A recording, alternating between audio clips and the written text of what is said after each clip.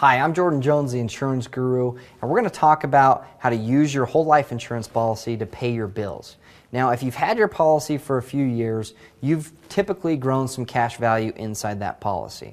Now, whether or not you can actually access that cash value depends on the type of policy you have. So you're going to want to reach out to the person that sold you that policy or the insurance carrier and find out how much of the cash you actually have that you can access to pay bills if you need to.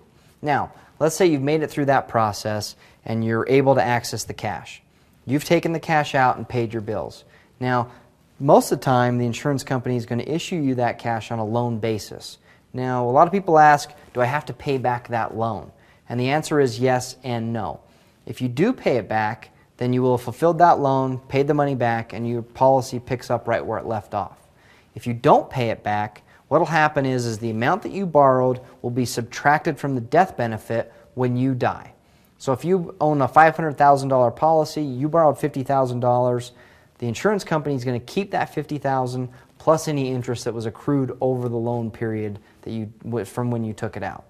So your beneficiaries may receive $440,000. So if you have any questions about using your whole life insurance policy to pay bills, contact your advisor or contact me directly. I'm Jordan Jones, the Insurance Guru, and we just talked about using your whole life insurance policy to pay your bills.